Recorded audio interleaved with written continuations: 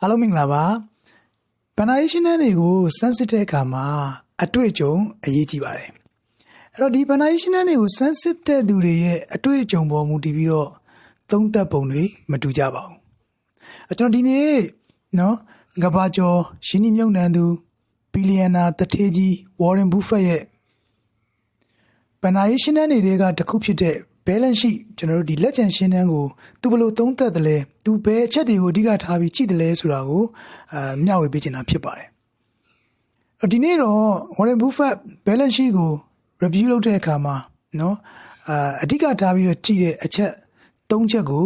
ပြောပြမှာဖြစ်ပါတယ်ပထမဆုံးတစ်ချက်ကတော့ဘာလဲဆိုလို့ရှိရင် cash နဲ့ debt ကိုအချိုးအစားကြည့်တာပါဆိုတာက cashနော် cash လို့ပြောလိုက်ရင်ဗျာကိုယ့်လက်ထဲမှာရှိနေတဲ့ငွေ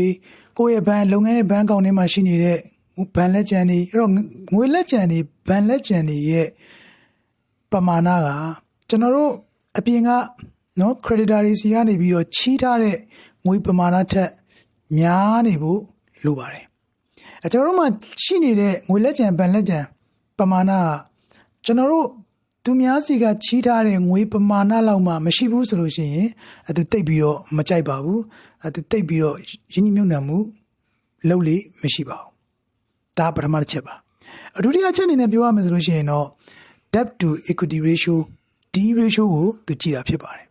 အဲ့တော့ debt to equity ratio ဆိုတာကကျွန်တော်တို့ကကိုယ်လုပ်ငန်းမှာတခြားသူတွေစီကနေပြီးတော့နော်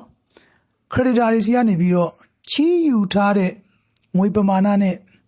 ဒီလုပ်ငန်းတွေကိုဒီလုပ်ငန်းရဲ့ပိုင်ရှင်တွေထည့်ထားတဲ့ရင်းနှီးငွေပမာဏဒီနှစ်ခုကိုအချိုးချကြည့်တာဖြစ်ပါတယ်အဲ့တော့သူများစီကချီးထားတဲ့ငွေတွေကနော်ကိုလုပ်ငန်းရှင်တွေထည့်ထားတဲ့ငွေရဲ့80%ထက်များနေရင်သူတိတ်ပြီးတော့သဘောမကျပါဘူး။ဘာဖြစ်လို့လဲဆိုတော့ကျွန်တော်တို့ဒါ financial risk လို့ပြောပါတယ်အဲ့တော့အန္တရာယ်များတယ်ပေါ့နော်။အဲ့ဒီလုပ်ငန်းရှင်တွေကိုယ်တိုင်ကဒီလုပ်ငန်းတွေကိုထည့်ထားတဲ့ငွေပမာဏဟာနော်အပြင်လူတွေကစီကနေပြီးတော့ချီးထားတဲ့ငွေပမာဏတောင်မရှိဘူးဆိုတဲ့အနေအထားမျိုးမှာသူဒီလုပ်ငန်းတစ်ခုကိုရင်းနှီးမြှုပ်နှံမှုအတွက်သူတိတ်ပြီးတော့ဘဝင်မကြပါဘူး။လုပ်လို့လေရင်းနှီးမြှုပ်နှံမှုလုပ်လို့လေမရှိပါဘူး။နောက်ဆုံးတစ်ချက်ကတော့ဘာလဲဆိုလို့ရှိရင်တော့ retain earning နဲ့ပတ်သက်ပါတယ်အဲ့တော့ကျွန်တော်တို့လုပ်ငန်းတွေမှာနော်လုပ်ငန်းစတင်တည်ထောင်တဲ့အချိန်ကနေစပြီးတော့ယနေ့အချိန်ထိတောက်လျှောက်ကျွန်တော်တို့ဒါလုပ်ငန်းတွေဆောင်ရွက်လာလိုက်တာနော်အကျိုးမြတ်တွေရလာခဲ့တဲ့ပမာဏတွေကိုစုဆောင်းပြီးတော့ကိုယ့်လုပ်ငန်းမှာပြန်ပြီးတော့ reinvest ပေါ့နော်ရင်းနှီးမြှုပ်နှံမှုတွေလုပ်လေရှိပါတယ်နှစ်စဉ်ဒီလိုမျိုးပြန်ပြီးတော့နော်ကိုယ့်ရဲ့ရလာတဲ့အမြတ်တွေကိုအမြတ်ဝေစုခွဲတာမဟုတ်ဘဲနဲ့နော်အကုန်လုံးအမြတ်ဝေစုအဖြစ်ခွဲပေးလိုက်တာမျိုးမဟုတ်ဘဲနဲ့နော်ဆက်လက်စုဆောင်းပြီးတော့လုပ်ငန်းမှာ reinvest လုပ်မယ်လုပ်ငန်းရဲ့ futures မှာနော်ကျွန်တော်တို့လုပ်ငန်း growth ဖြစ်အောင် new product တွေ new market တွေ new project တွေဒါတွေကိုကျွန်တော်တို့ဆောင်ရွက်ဖို့အတွက်အသုံးပြုနေတာမျိုးကိုသူကြိုက်ပါတယ်ဒါမှလည်းအနာဂတ်မှာလုပ်ငန်းတိုးတက်ပြီးတော့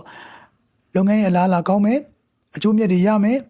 အဲ့တော့ဒီလုပ်ငန်းမှာရင်းနှီးမြှုပ်နှံထားတဲ့လူတွေအနေနဲ့လည်းနော် capital gain ရမှာပေါ့နော်ဆိုတော့ဒါမျိုးအနေအထားတွေကိုလိုချင်လို့ပါအဲ့တော့